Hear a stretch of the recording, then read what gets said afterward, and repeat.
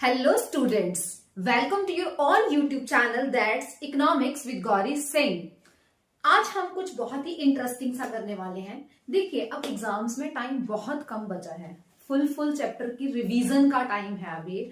तो आज की वीडियो जो है वो उसी पे बेस्ड है। आज का हमारा टॉपिक है इंडियन इकोनॉमी का, that is Indian economy 1950 to 1990, 1950 से लेके 1990 तक जो हमारी इकोनॉमी थी, इंडियन इकोनॉमी, उसके बारे में हम डिस्कस करेंगे। ये हमारी बुक का चैप्टर नंबर 2 है। अक्सर स्टूडेंट्स ये बोलते हैं कि इंडियन इकोनॉमी में ना कंफ्यूजन होता है, इंडियन इकोनॉमी को जितना पढ़ते जाओ ऐसा लगता है कि कुछ लिख ही नहीं पाएंगे। तो इट मींस फिर मैक्सिमम इसको लर्न करना पड़ेगा। यही एक मंत्रा है इसको याद रखने का कि मैक्सिमम इसको आप रीडिंग करो, इस चैप्टर्स की, इनको सुनो बार बार, इनके शॉर्ट नोट्स बनाओ ताकि आप ये चैप्टर्स जो हैं वो अच्छे से कर पाओ। तो आज स्टार्ट करते हैं हम अपनी वीडियो को। सबसे पहले है कि इकोनॉमिक प्लानिंग है क्या। इकोनॉमिक प्लानिंग का मतलब होता है कि हमारी कंट्री के जो रिसोर्सेज हैं उन्हें नेशनल प्रायोरिटीज के अकॉर्डिंग डिवाइड करना ताकि डेवलपमेंट हो सके। मतलब कि डेवलपमेंट एक्टिविटीज में नेशनल प्रायोरिटीज के अकॉर्डिंग रिसोर्सेज को डिस्ट्रीब्यूट करने के लिए प्लान करना, that is a economic planning. Next, अब ये टाइप्स ऑफ इकोनॉमिक सिस्टम क्या है। इकोनॉमिक सिस्टम कितने तरह का है। हमारे देश में इकोनॉमिक सिस्टम 3 तरह का है, capitalistic, socialistic and mixed economy. Capitalistic economy ये ऐसा सिस्टम है जहां पे मींस ऑफ प्रोडक्शन के ऊपर कुछ प्राइवेट लोगों का अधिकार होता है। सोशलिस्ट इकोनॉमी जहां पे मींस ऑफ प्रोडक्शन के ऊपर पूरी सोसाइटी का अधिकार होता है। मिक्स्ड इकोनॉमी ऐसी इकोनॉमी होती है जहां पे मींस ऑफ प्रोडक्शन के ऊपर public as well as private ownership होती है। This is all about economic system. Next हमारा जो बहुत ही इंपॉर्टेंट क्वेश्चन बन जाता है, that is the goals of planning. Planning के क्या गोल्स हैं या क्या ऑब्जेक्टिव्स हैं।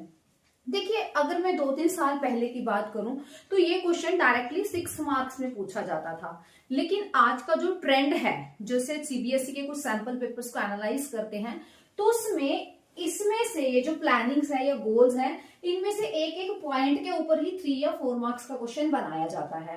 तो हम लर्न करते हैं इनको। सबसे पहला जो ऑब्जेक्टिव है हमारे प्लानिंग का या गोल है, दैट इज अ ग्रोथ।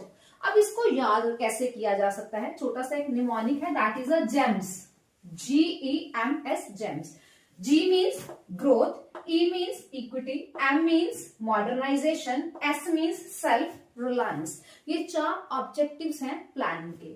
तो सबसे जो पहला ऑब्जेक्टिव है that is a growth. Growth का मतलब क्या होता है कि कंट्री की कैपेसिटी को बढ़ाना। किस चीज की कैपेसिटी को, गुड्स एंड सर्विसेज की कैपेसिटी को इंक्रीज करना, that is called as a growth. जब भी गुड्स एंड सर्विसेज का फ्लो इकोनॉमी में बढ़ता है तो उससे जीडीपी भी बढ़ती है। अब गुड्स एंड सर्विसेज के फ्लो को बढ़ाने के लिए क्या क्या किया जा सकता है, या तो हमारे जो प्रोड्यूसर्स हैं उनके पास रॉ मटेरियल का स्टॉक ज्यादा हो, या फिर उनके पास कैपिटल गुड्स जैसे कि मशीनरी ज्यादा हो। तो दोनों तरीकों से ही देश में गुड्स एंड सर्विसेज की जो आउटपुट है उसको ज्यादा बढ़ाया जा सकता है। सेकेंड ऑब्जेक्टिव है मॉडर्नाइजेशन। मॉडर्नाइजेशन का मतलब होता है गुड्स एंड सर्विसेज को प्रोड्यूस करने के लिए मॉडर्न टेक्नोलॉजी को अडॉप्ट करना। मॉडर्नाइजेशन में सिर्फ न्यू टेक्नोलॉजी को ही अडॉप्ट कर लेना मॉडर्नाइजेशन नहीं है, बल्कि सोशल आउटलुक, हमारे सोचने के तरीके को भी बदलना, that is called as a modernization. अब हमारे सोचने का तरीका कैसे बदला जा सकता है, जैसे कि women empowerment, this is a very good example of change in social outlook, जहां पे एक फीमेल की स्किल को यूज किया जाता है ताकि हमारे देश को ज्यादा से ज्यादा सिविलाइज किया जा सके। Next point third is a self reliance. Self reliance means economy can promote economic growth and modernization by using its own resources. चाहे मॉडर्नाइजेशन करनी है, चाहे ग्रोथ करनी है, लेकिन सेल्फ रिलायंट मतलब कि आत्मनिर्भर रह के मॉडर्नाइजेशन करने के लिए, इकोनॉमिक ग्रोथ करने के लिए जो रिसोर्सेज चाहिए वो कंट्री खुद के ही रिसोर्सेज को यूज करेगी। इसका मतलब क्या है कि बाहर से चीजों को इंपोर्ट नहीं किया जाएगा। प्रोडक्शन करने के लिए कंट्री अपने ही देश के रिसोर्सेज को यूज करे, that is called as a self reliance. Next is a equity. Equity means distribution of income and wealth in a equal manner among the society. पैसा है, वेल्थ है, उसको समाज में बराबर हिस्से से बांटा जाए। मतलब कि ऐसा ना हो कि अमीर ज्यादा अमीर हो रहा है और गरीब ज्यादा गरीब हो रहा है। इक्विटी का मतलब है कि इनकम की जो डिस्ट्रीब्यूशन है वो इक्वल होनी चाहिए। नेक्स्ट है हमारे पास एग्रीकल्चर। अब बात हुई पहले इकोनॉमिक प्लानिंग की, इकोनॉमिक सिस्टम की, इकोनॉमिक प्लानिंग के ऑब्जेक्टिव्स क्या हैं। नेक्स्ट है हमारे पास एग्रीकल्चर। एग्रीकल्चर की इंपॉर्टेंस क्या है इंडियन इकोनॉमी में। हमारे देश में माना जाता है कि सबसे पहले तो एग्रीकल्चर जो होता है वो मेन ऐसा सोर्स है जहां पे most of the people employed होते हैं, या फिर हम ये कह सकते हैं कि एग्रीकल्चर एक ऐसा प्रिंसिपल सोर्स है जहां से रॉ मटेरियल की सप्लाई होती है। सेकेंडली, ये भी माना जाता था कि एग्रीकल्चर का कंट्रीब्यूशन जीडीपी में सबसे ज्यादा था ड्यूरिंग 1950 टू 1990। एग्रीकल्चर एक प्रिंसिपल सोर्स था जहां पे वेज गुड्स की सप्लाई होती थी। Agriculture as the principal sector of employment, जैसा कि हम पहले ही डिस्कस कर चुके हैं कि एग्रीकल्चर एक ऐसा सेक्टर था जहां पे मैक्सिमम लोगों को काम मिलता था। Next is agriculture as the principal consumer of industrial goods. मतलब कि जितनी भी इंडस्ट्रियल सेक्टर में गुड्स बनवाई जाती हैं उनका मैक्सिमम जो कंजम्पशन होता है वो एग्रीकल्चर सेक्टर में होता है। तो ये सब था हमारे एग्रीकल्चर के बारे में, हमारे एग्रीकल्चर की इंपॉर्टेंस क्या है। नेक्स्ट है फीचर्स ऑफ इंडियन एग्रीकल्चर। 1950 और 1990 के दौरान हमारे जो देश का एग्रीकल्चर था उसकी कौन सी फीचर्स थी। First one is low productivity. उस टाइम पे हमारे एग्रीकल्चर सेक्टर में जो प्रोडक्टिविटी थी वो बहुत कम थी। प्रोडक्टिविटी मतलब कि पर हेक्टेयर जो आउटपुट होती है वो बहुत कम होती थी। Next is a subsistence farming. Subsistence का मतलब होता है गुजारे लायक। खेती जो की जाती थी वो सिर्फ गुजारे लायक खेती की जाती थी, मतलब कि सिर्फ इतना ही प्रोड्यूस किया जाता था जिससे सिर्फ किसानों की खुद की नीड्स जो है वो पूरी हो सके। फसलों को बाजार में बेचने के सोच से प्रोड्यूस नहीं किया जाता था। Next is a disguised unemployment, छुपी हुई बेरोजगारी। एग्रीकल्चर सेक्टर में छुपी हुई बेरोजगारी सबसे ज्यादा पाई जाती थी। अब ये डिस्गाइज्ड अनएम्प्लॉयमेंट का मतलब क्या होता है कि किसी काम को करने के लिए जितने पर्सन्स रिक्वायर्ड हैं उससे ज्यादा पर्सन्स उस काम में लगे हुए हैं, और हमारे एग्रीकल्चर में उस टाइम ये प्रॉब्लम जो थी वो बहुत ज्यादा थी। Next is a small holdings. खेतों का जो आकार था, किसानों के पास जो साइज ऑफ होल्डिंग्स थे वो बहुत छोटे थे, और इतने स्मॉल साइज ऑफ होल्डिंग्स के ऊपर टेक्निकल तरीके से खेती कर पाना पॉसिबल नहीं था। Next is a lack of modern inputs. जो इनपुट्स थी वो भी कन्वेंशनल थी, मतलब कि आजकल तो जैसे देखिए बहुत ही टेक्निक जो है वो मॉडर्न हो चुकी है, जैसे कि कंबाइंस वगैरह का यूज करना, लेकिन जो पहले का टाइम था 1950 टू 1990 तब जो इनपुट्स थी वो भी बहुत ही पुराने ढंग की थी। Next is a dependence on rainfall. अच्छी आउटपुट के लिए जो किसान थे वो रेनफॉल के ऊपर ही डिपेंडेंट थे, मतलब कि इरिगेशन फैसिलिटीज डेवलप नहीं होती थी। उस टाइम पे ये था कि ये भी बोला जाता था कि agriculture is a gamble of monsoon. अगर बारिश सही समय पे पड़ जाती है तो फसलें अच्छी हो जाती थी, अगर बारिश सही समय पर नहीं पड़ती थी तो फसलें अच्छी नहीं होती थी। Next is the problems of Indian agriculture. उस टाइम पे हमारे भारत की खेती को कौन कौन सी समस्याओं को फेस करना पड़ रहा था। सबसे पहला है small and scattered holdings. Small का तो हमें मतलब पता है कि छोटे, खेतों का आकार छोटा था।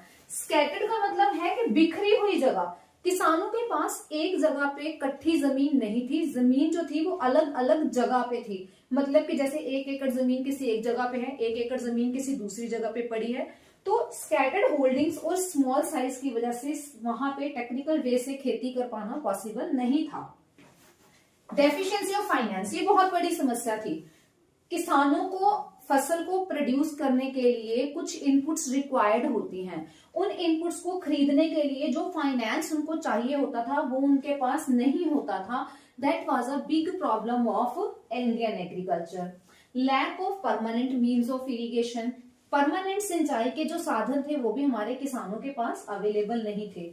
कन्वेंशनल आउटलुक, मतलब कि पुराना सोचने का जो ढंग था वो बहुत पुराना था। मतलब कि खेती में ना तो कोई मॉडर्न इनपुट्स यूज किए जाते थे, ना ही कोई मतलब कि अच्छी तरह के या हाई वैरायटी के सीड्स यूज किए जाते थे, और मोर ओवर खेती करने के जो ढंग थे वो भी बहुत ही पुराने थे। Next is the lack of organized marketing system. चलो जितना भी आउटपुट होता था उस आउटपुट को सेल करने के लिए ऑर्गेनाइज्ड मार्केट्स भी नहीं थी, मतलब कि एक अच्छी मंडियां नहीं थी जहां पे किसान को उसके फसलों का एक ल्यूक्रेटिव मतलब कि अट्रैक्टिव प्राइस मिल सके। These are the problems faced by Indian agriculture during 1950 to 1990। Next, agriculture sector की जो प्रॉब्लम्स थी उनको सॉर्ट आउट करने के लिए एग्रीकल्चर सेक्टर में कुछ रिफॉर्म्स किए गए। उन रिफॉर्म्स को दो पार्ट्स में कैटेगराइज किया गया, एक थे इंस्टीट्यूशनल रिफॉर्म्स और दूसरे थे टेक्निकल रिफॉर्म्स। पहले हम इंस्टीट्यूशनल रिफॉर्म्स के बारे में थोड़ा सा बात करते हैं, जिसमें सबसे पहले किया गया लैंड रिफॉर्म्स। लैंड रिफॉर्म्स क्या था कि जब हमारा देश आजाद हुआ उस टाइम हमारे देश में लैंड टेन्योर सिस्टम जो था उसमें इंटरमीडिएरीज पाए जाते थे, जिनको जमींदार या जागीरदार भी बोला जाता था। ये वो लोग थे जो खेत में काम करने वाले से रेंट कलेक्ट करते थे, जबकि इनका खेती करने में कोई भी कंट्रीब्यूशन नहीं था। बिना कोई काम किए हुए ये टिलर ऑफ द सॉइल से रेंट कलेक्ट करते थे बस। तो इस चीज को मतलब कि इम्प्रूव करने के लिए, लैंड रिफॉर्म्स इम्प्रूव करने के लिए तो क्या किया गया, ये जो जमींदार थे इनको खत्म किया गया। Second is land ceiling. Land ceiling एक और पॉलिसी थी जो हमारे देश में एग्रीकल्चर में इक्विटी को प्रमोट करती थी। इसमें क्या किया गया कि एग्रीकल्चर सेक्टर में लैंड होल्डिंग्स का मैक्सिमम साइज जो था वो डिसाइड कर दिया गया कि इससे ऊपर जो लैंड किसी के पास होगी तो उससे लेके ये लैंडलेस लोगों को दे दी जाएगी। नेक्स्ट था रेगुलेशन ऑफ रेंट। रेंट को रेगुलेट किया गया। पहले एग्रीकल्चर सेक्टर में क्या होता था कि जो जमींदार या जागीरदार था बिना कोई काम किए हुए टिलर ऑफ द सॉइल से या किसान से उसके आउटपुट का जितना चाहे उतना ही शेयर एज अ रेंट ले लेता था बिना कोई काम किए हुए। लेकिन जब लैंड रिफॉर्म्स किए गए तो ये डिसाइड कर दिया गया कि टोटल आउटपुट का सिर्फ 1/3 पार्ट ही एज अ रेंट कलेक्ट किया जा सकता है, इससे ऊपर रेंट नहीं लिया जाएगा। नेक्स्ट था कोऑपरेटिव फार्मिंग। कोऑपरेटिव फार्मिंग क्या था, किसानों की बार्गेनिंग पावर को इम्प्रूव करने के लिए हमारे देश में कोऑपरेटिव फार्मिंग जो थी वो स्टार्ट हो गई थी, जिसमें किसान मिलजुल कर अपनी फसल को एक जगह इकट्ठा करके बेचते थे ताकि इससे उनकी जो बार्गेनिंग पावर थी वो स्ट्रॉन्ग हो पाए। नेक्स्ट हम करेंगे टेक्निकल रिफॉर्म्स।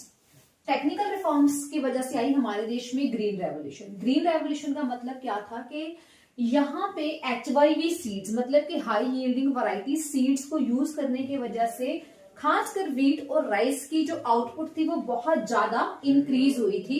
इतनी ज्यादा आउटपुट थी कि उसको खुद की कंजम्पशन में के लिए रखने के बाद इतना स्टॉक बच गया कि जिसको मार्केट में बेचा जा सकता था। That is called as a green revolution.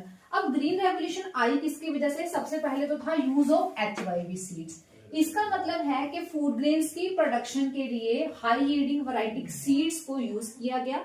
इनको यूज करने की वजह से व्हीट मतलब कि कनक और चावल की जो आउटपुट थी वो बहुत ज्यादा बढ़ गई थी। HYV सीड्स के साथ साथ और किन किन चीजों को यूज किया गया, HYV सीड्स के साथ जरूरत थी केमिकल फर्टिलाइजर्स के कॉम्बिनेशन की, मतलब कि HYV सीड्स के साथ साथ केमिकल फर्टिलाइजर्स को भी यूज किया जाए। तो इन सीड्स को जरूरत थी इन केमिकल फर्टिलाइजर्स और पेस्टिसाइड्स को करेक्ट क्वांटिटी में यूज करने की। मतलब HYV सीड्स यूज किए जा रहे हैं तो उसके साथ एक करेक्ट क्वांटिटी में पेस्टिसाइड्स और फर्टिलाइजर्स को भी यूज किया जाए। नेक्स्ट था use of insecticides and pesticides. In seeds को यूज करने के साथ रिक्वायरमेंट थी कि फर्टिलाइजर्स और पेस्टिसाइड्स को करेक्ट क्वांटिटी में यूज किया जाए, एज वेल एज एक अच्छी अमाउंट में वाटर सप्लाई दी जाए फसलों को। ये जो पेस्टिसाइड्स और इंसेक्टिसाइड्स थे इनकी एडॉप्शन से या इनको यूज करने से जो क्रॉप्स थी उनको बीमारियों से या कीड़े मकोड़ों से बचाया जा सकता था। Next is marketed surplus. Marketed surplus का मतलब क्या है कि एग्रीकल्चर प्रोड्यूस जो कि एक किसान की अपनी नीड्स को पूरा करने के बाद जो पार्ट बच जाता है एग्रीकल्चर प्रोड्यूस का उसको मार्केट में बेचा जाता है, that is called as a marketed surplus. अब ये जो ग्रीन रेवोल्यूशन आया इसका हमारे देश में कुछ पॉजिटिव कंट्रीब्यूशन भी था और कुछ इसकी लिमिटेशंस भी थी। सबसे पहले हम बात करते हैं पॉजिटिव कंट्रीब्यूशन की कि हरी क्रांति आने से हमारे देश में क्या क्या पॉजिटिव हुआ। सबसे पहले तो ये था कि हमारे देश में हरी क्रांति के आने के बाद अब HYV सीड्स यूज होने लगे थे। सेकेंड इज HYV सीड्स के साथ साथ केमिकल फर्टिलाइजर्स का यूज किया जाता था। इन्हीं के साथ साथ इंसेक्टिसाइड्स और पेस्टिसाइड्स भी यूज किए जाते थे ताकि क्रॉप्स को प्रोटेक्ट रखा जा सके। Mechanized means of cultivation. अब खेती बाड़ी करने के जो तरीके थे वो मशीनों वाले थे, मैनुअली काम कम हो गया था। साइंटिफिक फार्म मैनेजमेंट प्रैक्टिसेस, अब खेतों को मैनेज करने का जो तरीका था वो भी अब साइंटिफिक हो गया था हरी क्रांति आने की वजह से।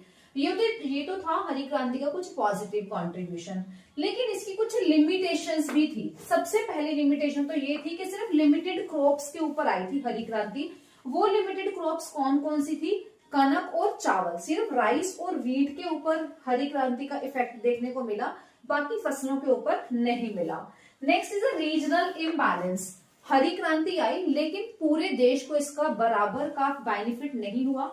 कुछ स्टेट्स जैसे कि पंजाब हो गया, हरियाणा हो गया, वेस्टर्न उत्तर प्रदेश हो गया, ये कुछ स्टेट्स ऐसी थी जहां पे हरी क्रांति का इफेक्ट बहुत ज्यादा था। दूसरी तरफ कुछ स्टेट्स जैसे कि उड़ीसा हो गया, बिहार हो गया, राजस्थान हो गया, ये कुछ स्टेट्स ऐसी थी जहां पे हरी क्रांति का इफेक्ट ज्यादा नहीं आया था, जिसकी वजह से रीजनल इम्बैलेंस जो था वो ज्यादा बढ़ गया था।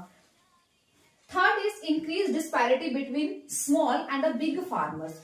डिस्पैरिटी का मतलब होता है अंतर। हरी क्रांति आने की वजह से अमीर और गरीब किसानों के बीच का जो अंतर था वो पहले से भी अब बढ़ गया था। इकोनॉमिक डिवाइड मतलब कि ऐसी क्लास का जनरेट होना, हैव एंड हैव नोट्स। हरी क्रांति का बेनिफिट जैसे कि मैंने आपको बताया कि बड़े किसानों को ज्यादा हुआ, छोटे किसानों को नहीं हुआ, जिसकी वजह से इकोनॉमिक डिवाइड की जो समस्या थी वो पहले से भी बढ़ गई थी। अब था हमारे, ये तो सब जो हमने अभी तक डिस्कस किया, that is all about agriculture. Next था हमारे पास इंडस्ट्री।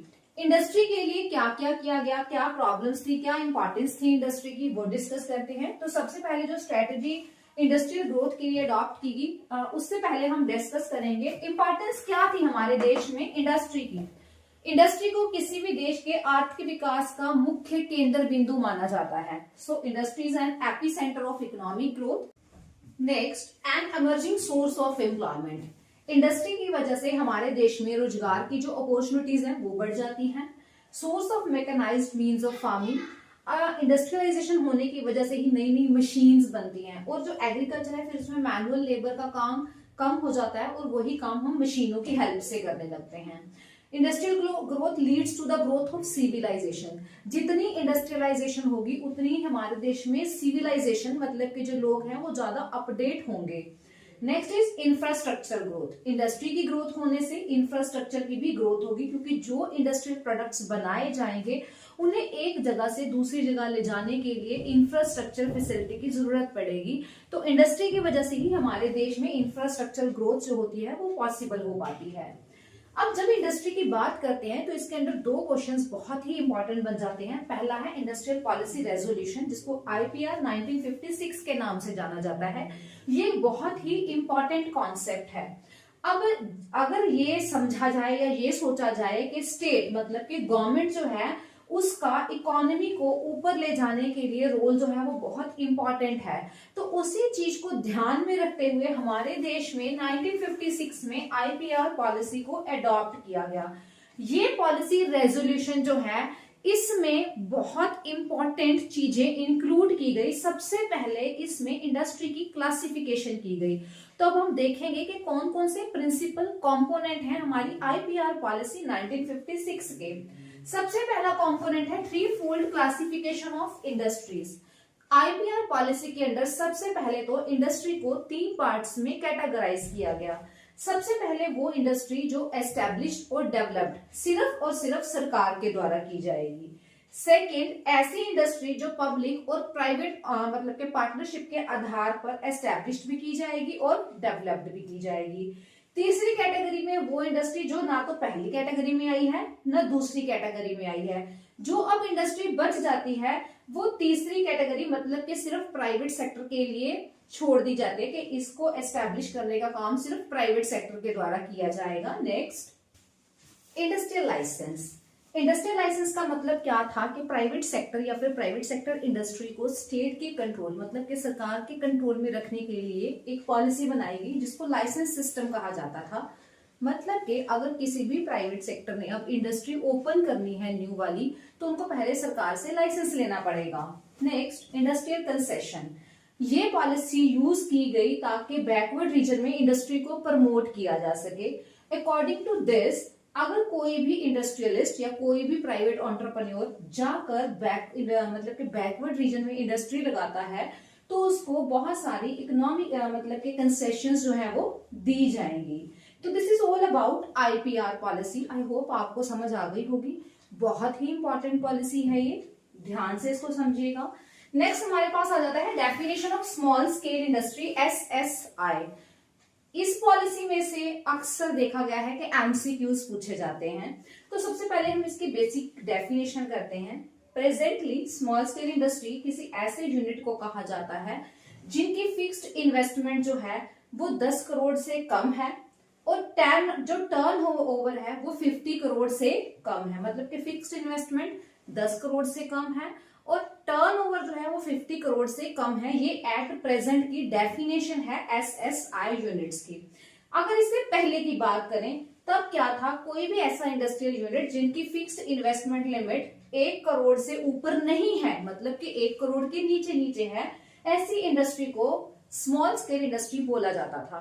उससे भी पहले प्लानिंग पीरियड के दौरान, मतलब कि 1951 जब हमारा फर्स्ट 5 ईयर प्लान बना, उस वक्त स्मॉल स्केल इंडस्ट्री की डेफिनेशन कोई ऐसी इंडस्ट्री को बोला जाता था जिनकी इन्वेस्टमेंट लिमिट 5 लाख से ऊपर नहीं है। अब स्मॉल स्केल इंडस्ट्री के रोल को, रूरल डेवलपमेंट को प्रमोट करने के लिए स्मॉल स्केल इंडस्ट्री की क्या इंपॉर्टेंस है, ये इंपॉर्टेंस बताई गई काव कमेटी 1955 के द्वारा।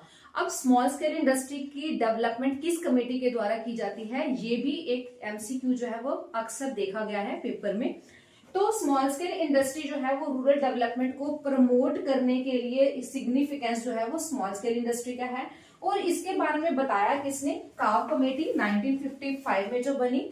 ये कार कमेटी को village and small scale industrial committee भी बोला जाता है। नेक्स्ट हम करेंगे इंडियन फॉरेन ट्रेड। अब जब हम भारत के विदेशी व्यापार की बात करते हैं तो हम इसको 2 टाइम पीरियड में डिस्कस करेंगे। एक हम करेंगे इसको discuss at the time of independence, एक हम इसको डिस्कस करेंगे आफ्टर इंडिपेंडेंस। अब अगर मैं at the time of independence की बात करूं तो हमारे जो व्यापार था, जो हमारा विदेशी व्यापार था, उसकी कॉलोनियल एक्सप्लॉयटेशन बहुत ज्यादा थी। मतलब कि जो ब्रिटेन के लोग थे, जो ब्रिटिशर्स थे, वो हमारे व्यापार को बहुत ज्यादा एक्सप्लॉयट करते थे। हमारा बैलेंस ऑफ ट्रेड जो था उस टाइम फेवरेबल था, लेकिन उस फेवरेबल बैलेंस ऑफ ट्रेड का हमारे देश को कोई भी बेनिफिट नहीं होता था। Direction of trade was restricted being largely between England and India. Bharat का ज्यादातर जो व्यापार था वो सिर्फ इंग्लैंड के साथ ही था। जब इंग्लैंड के साथ ही सिर्फ व्यापार था तो इंग्लैंड वालों का, मतलब कि ब्रिटेन का, हमारे व्यापार के ऊपर या हमारे इंपोर्ट्स एंड एक्सपोर्ट्स के ऊपर मोनोपोली कंट्रोल था। This is all about India's foreign trade at the time of independence. अब बात करेंगे आफ्टर इंडिपेंडेंस की। आजादी के बाद हमारे भारत का जो विदेशी व्यापार था वो कैसा था। India's export and imports have tends to rise. मतलब आजादी के बाद अब क्या था, हमारे देश के आयात और निर्यात बढ़ने लगे थे, पर मगर जो हमारा परसेंटेज शेयर था अंतरराष्ट्रीय व्यापार में वो कम होने लग गया था। नेक्स्ट, हमारे देश में से अब जो था एग्रीकल्चर, जो प्रोडक्ट्स हमारे देश से जाते थे उनका एक्सपोर्ट कम होने लगा था और मैन्युफैक्चरिंग गुड्स का जो इंपोर्ट्स था, एक्सपोर्ट्स था, वो बढ़ने लग गया था। मतलब कि पहले तो हम सिर्फ रॉ मटेरियल की ही सप्लाई करते थे, हमारे देश में से सिर्फ प्राइमरी प्रोडक्ट्स का ही एक्सपोर्ट होता था, लेकिन अब सिचुएशन बदल चुकी थी। अब सिचुएशन ये थी कि हम सिर्फ प्राइमरी प्रोडक्ट्स का ही एक्सपोर्ट नहीं कर रहे थे, बल्कि हमारा मैन्युफैक्चरिंग या मैन्युफैक्चर्ड गुड्स का जो एक्सपोर्ट था वो बढ़ने लग गया था। फिर था कि हम इनवर्ड लुकिंग ट्रेड स्ट्रेटजी से अब आउटवर्ड लुकिंग ट्रेड स्ट्रेटजी की तरफ मूव होने लगे थे। अब देखो, इनवर्ड लुकिंग ट्रेड स्ट्रेटजी का मतलब तो ये है कि जो चीजें पहले हम बाहर से मंगवाते थे अब उनको हम अपने ही देश में प्रोड्यूस करने लगे थे।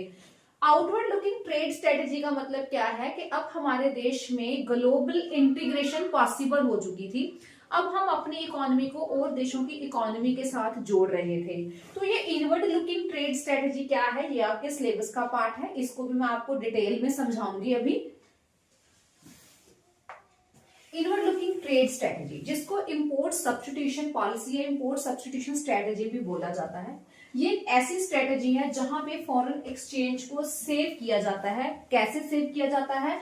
डोमेस्टिक प्रोडक्शन को एनकरेज करके। मतलब कि वो गुड्स जो हम पहले बाहर के देशों से इंपोर्ट कर रहे थे, अब उन्हीं देश चीजों को अपने देश में अपने ही रिसोर्सेज के साथ प्रोड्यूस किया जाएगा। ये एक ऐसी पॉलिसी है जो कि हमारे देश में हमारे डोमेस्टिक प्रोड्यूसर्स को फॉरेन कंपटीशन से प्रोटेक्ट करके रखती है। अब इस इंपोर्ट सब्स्टिट्यूशन पॉलिसी में दो तरीकों से प्रोटेक्शन दी जाती है हमारे डोमेस्टिक प्रोड्यूसर्स को। एक तो है टैरिफ्स और दूसरा है कोटा। टैरिफ क्या है? ये एक इंपोर्ट ड्यूटी होती है जो कि इंपोर्टेड कमोडिटीज पे लगाई जाती है। जब भी कोई गुड्स या कोई कमोडिटी बॉर्डर क्रॉस करके इंपोर्ट की जाती है तो उसके ऊपर जो टैक्स लगाया जाता है that is called as a tariff. Tariff लगने की वजह से इंपोर्टेड कमोडिटी का मतलब कि जो कमोडिटी बाहर से हमारे देश में आ रही है उसकी कीमत बढ़ जाती है। कीमत बढ़ने से लोग उसकी डिमांड कम कर देते हैं। इस तरीके से ये जो पॉलिसी है टैरिफ्स की, ये हमारे डोमेस्टिक प्रोड्यूसर्स को प्रोटेक्ट करती है। नेक्स्ट है हमारे पास कोटा। इस पॉलिसी के अंडर, कोटा के अंदर हमारे देश की जो गवर्नमेंट होती है वो इंपोर्टेड कमोडिटीज की लिमिट फिक्स कर देती है कि इससे ऊपर क्वांटिटी जो है वो बाहर के देशों से इंपोर्ट नहीं की जाएगी। ये भी एक फॉर्म ऑफ प्रोटेक्शन है, ताकि अगर बाहर से नहीं मंगवाई जाएगी तो फिर लोग क्या करेंगे? डोमेस्टिक प्रोड्यूसर्स के द्वारा बनाई हुई चीज ही खरीदेंगे। So this is all about this topic Indian economy between 1950 to 1990। यहाँ पे ये चैप्टर कंप्लीट हो जाता है। आई होप आपको ये चैप्टर बहुत अच्छे से समझ आया होगा, आपकी बहुत क्विक रिवीजन होगी इस चैप्टर से। चैप्टर समझ आया है, वीडियो अच्छी लगी है तो वीडियो को लाइक करना और चैनल को सब्सक्राइब करना बिल्कुल मत भूलिए। मिलते हैं अपनी नेक्स्ट वीडियो में अपने अगले चैप्टर के साथ। Till then take care, bye bye.